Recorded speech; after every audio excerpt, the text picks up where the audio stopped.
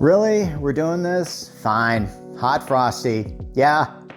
I think the only reason why I'm doing this movie is because it got super popular on Netflix. And, and then Pitch Meeting did their own version on it. And honestly, everything Pitch Meeting pointed out, I'm pretty much going to point out here. So maybe you should just watch Pitch Meeting and just call it good. It'd probably be a shorter experience if you like. As it is, films like Hot Frosty are very easy targets. I feel like, I'm sure you already know this, and it goes without saying that Hallmark makes 50 or so Christmas-themed movies every year. And it's very popular to just rip on these films because they're very formulaic. They're always romances, usually about a woman who is trying to be strong and determined and independent. And they just don't really have enough in their life.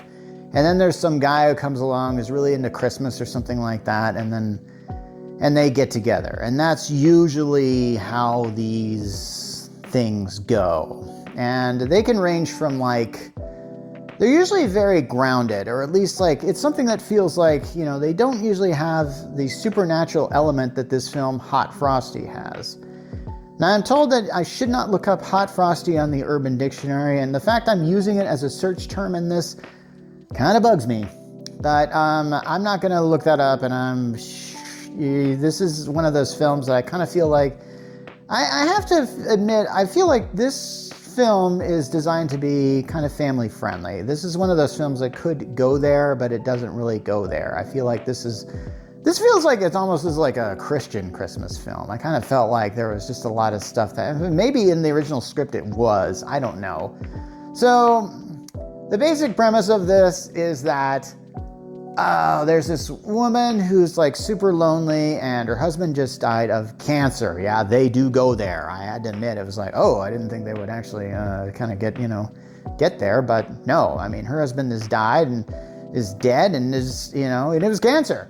And so we don't really even see the backstory of how he just slowly passed away, but we can see its effects on it. So her home is not in good shape because apparently he did all the repairs there. And stuff like her heat is gone and stuff like that. And so this lady, she owns a diner and she's played by Lacey Chabert. I think I'm pronouncing her name right. Some of you might remember that she was the original voice of Meg, and I think she was on Party of Five, maybe? I'd have to double check that.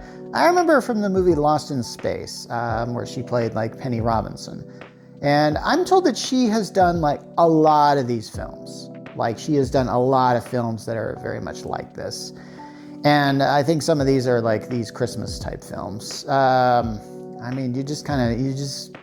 Once you get typecast in this, people start calling you when there's a script that has something similar in this. So this town is, this is just some small town somewhere. It's not really, it's not super big.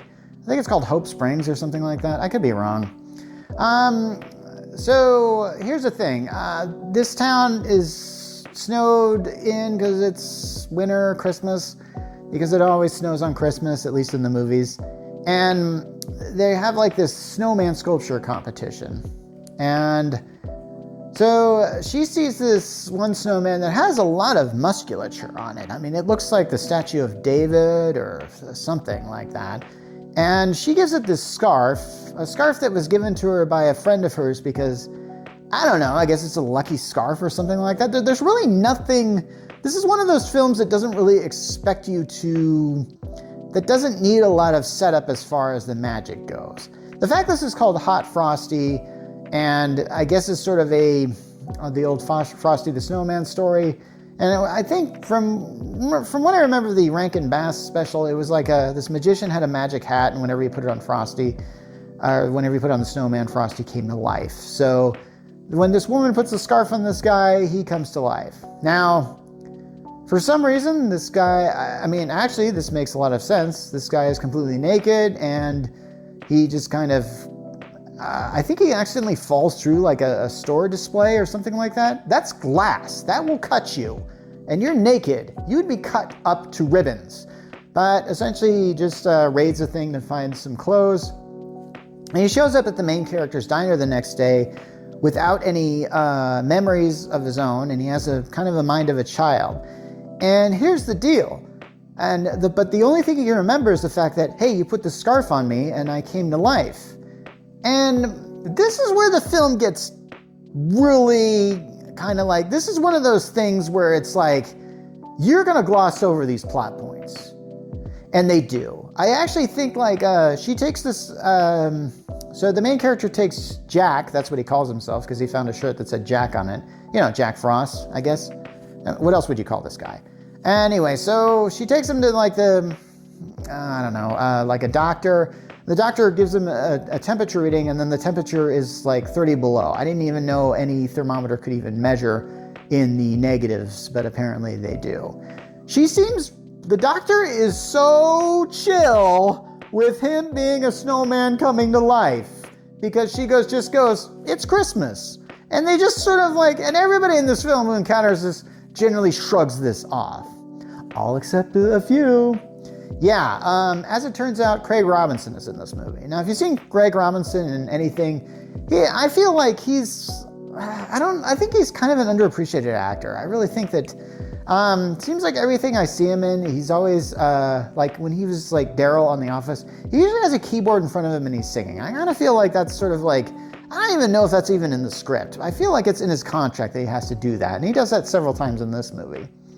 Now, Craig Robinson plays the sheriff in this town, and once he sees that a crime has happened, that is that Jack has broken into this place, and there's also a site of indecent exposure because, like I said, Jack was naked, he starts to investigate this, and he starts to believe that Jack is, of course, the culprit.